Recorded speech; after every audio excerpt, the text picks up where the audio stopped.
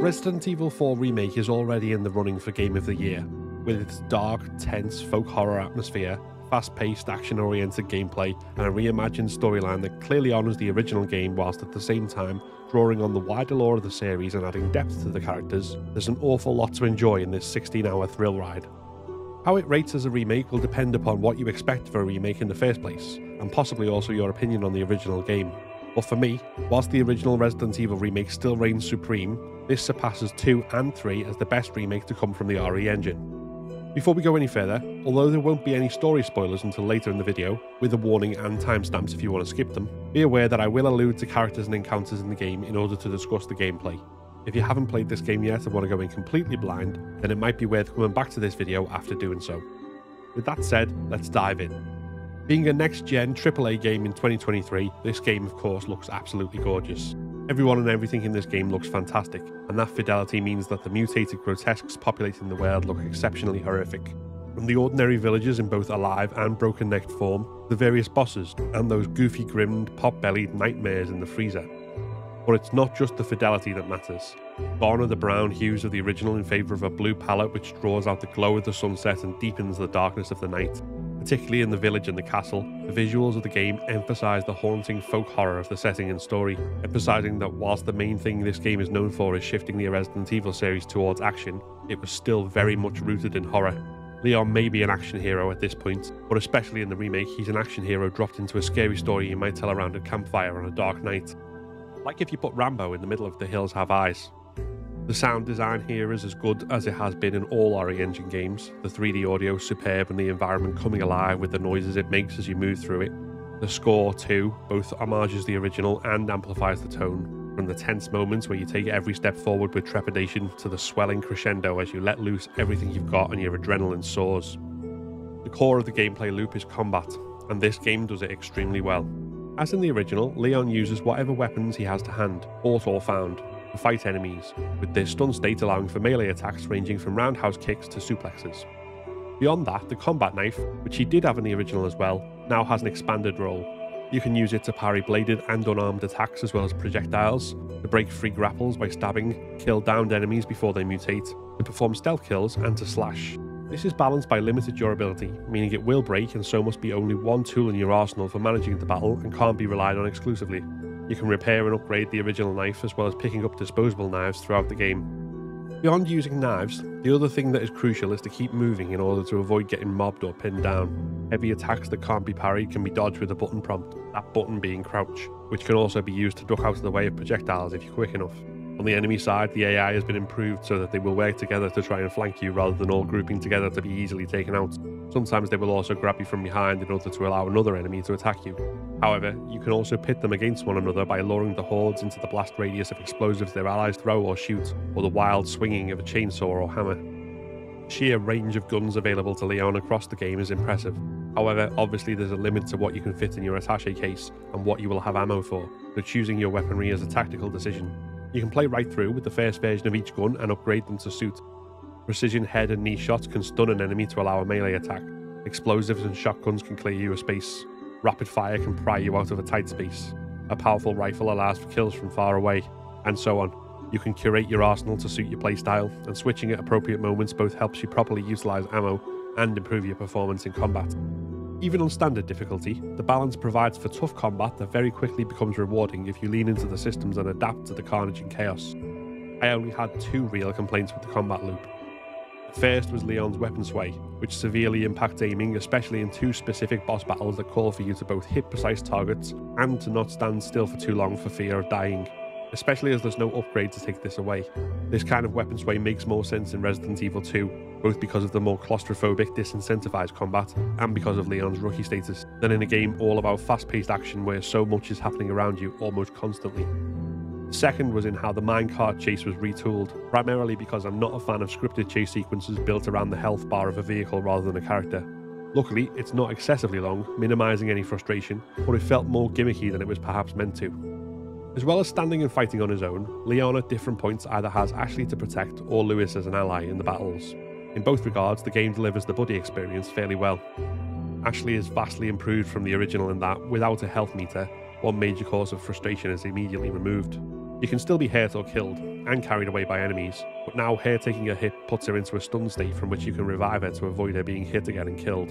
You can knife attack enemies carrying her away, as well as shooting away their legs, and have to contend with enemies now consciously getting between you and her.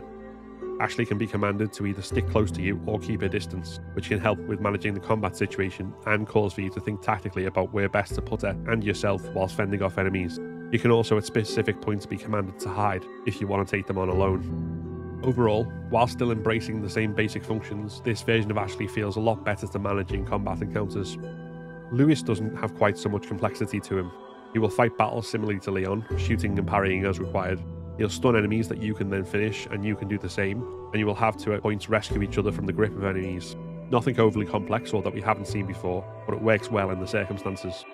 Alongside the combat, the game has a fairly broad selection of puzzles to contend with, both mandatory and optional. They're never overly complex, but on the whole are quite fun and feel good to work out. The variety of puzzles, from fetch and carry puzzles to figuring out symbolic passcodes, is good, and combined with the horror atmosphere, this feels like something that connects this game to earlier entries in the series, even while moving away in terms of combat. Both versions of Resident Evil 4 are linear games, the plot driving the action ever forward from village to castle to island at a fast pace that belies the game's length. However, if you want to explore more in the remake, each of the 3 locations is effectively an open hub and you can backtrack and explore. This is incentivized both through treasures and secrets that you can find in the world, and side missions that the merchant gives you which can be completed in exchange for spinels, these being a commodity to exchange for items that you cannot buy with money. Quests vary from shooting blue medallions or rats in some locations to fighting extra tough versions of certain enemy types. These are all completely optional, but give you more time in the world while providing additional resources for the story campaign. One big flaw with this is that, particularly in the castle, the merchant only really warns you to complete any side missions you want to before leaving the area, at a point where backtracking is impossible. But if you save doing every single side quest for a second playthrough, then you should be familiar enough with the game to avoid falling into that trap. There's also no chapter select after completing the game, so it's worth keeping separate saves for each chapter if you want to revisit certain ones. Speaking of the merchant, he is as larger than life as ever, offering a gravelly cockney witticism with every purchase.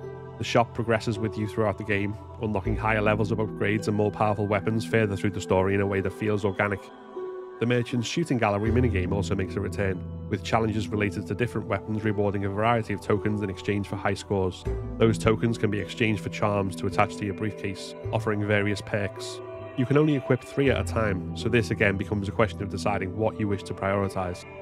There are very few issues with the gameplay overall. It's challenging, but in a way that plays into the systems and feels both deliberate and fun, adding to the thrill and tension. Looking at the game as a remake specifically, this is of course a reimagining in the styles of the earlier Resident Evil 2 and 3 remakes. Anyone expecting the kind of remake that we got with 2002's Resident Evil, which preserved everything from the original whilst adding more content, deepening the lore and correcting the goofiness of certain cutscenes, will be disappointed. With that said, in the style of the 2 and 3 remakes, 4 is definitely the best done of the bunch.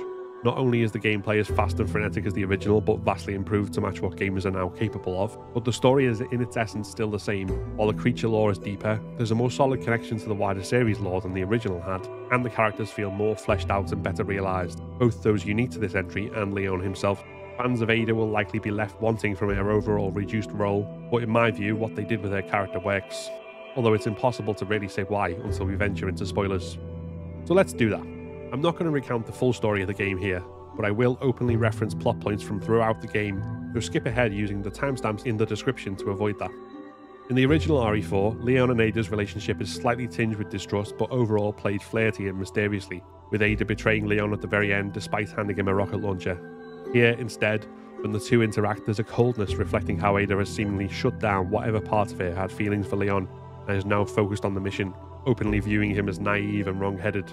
For his part, Leon expresses heartbreak and distrust, continually trying to push her buttons when he views her as acting wrongly. Although the two don't interact much, we do see Ada's position move both in how she returns to give Leon info on Ashley despite previously telling him to abandon her, then of course saving the pair from Sadler. And at the end, rather than simply fly away with the virus, he offers Leon a ride, and in a post-credits scene we see her conscience in play when she inquires of Wesker's plans, no doubt provoked by Leon. All of this makes it much more likely that, despite it not being announced, we will get separate ways as a DLC, with Ada's arc told more through her own side of the story. Perhaps more obviously than Ada, Lewis and Ashley's characters are hugely improved. Ashley is still, and understandably so, terrified and reliant on Leon. but she also grows in confidence throughout the game and asserts her own agency, even helping Leon out of a couple of tight spots, rather than simply being the living MacGuffin she was previously. Luis's expanded role gives his character not only depth and weight, but also fleshes out his past in a way that threads the prior entries in the story together with this one. Rather than essentially killing off Umbrella off-screen in the opening monologue, as the original did, the game now feels like a continuation of the same overall myth arc, rather than a soft reboot closing off the past. Krauser's connection to Leon feels deeper here too, with the benefit of references through the story before he actually appears, rather than their backstory being something to discover in a separate game after the fact. His betrayal by the US government also solidifies his motives whilst, alongside allusions in the opening monologue to Leon being blackmailed to become an agent to protect Sherry Birkin, adds more moral greyness to the whole story. The original RE4 in that respect was very much a product of the post-9/11 political landscape, the series moving away from corporate misdeeds in small-town America to allow the US to police the world by taking down foreign religious terrorists. Sadler's clumsy dialogue to that exact effect hammered this point home, in case you missed that the sharp metal object was in fact a nail. Without that, Sadler and Los Iluminados are far more sinister than cartoonish, and the European folk horror of their story absolutely shines in the remake. There is cut content from the original, the biggest omission being the U3 boss fight, which is potentially a genuine loss, if understandable for how the island section has been reimagined. However, there is certainly nothing on a par with cutting the clock tower section from RE3, and in my view, nothing that negatively impacts the story or gameplay in any significant way. We also don't have the mercenaries yet, though that will be arriving on April 7th, and we have no news on Separate Ways, though I would be very surprised if we don't get that at all.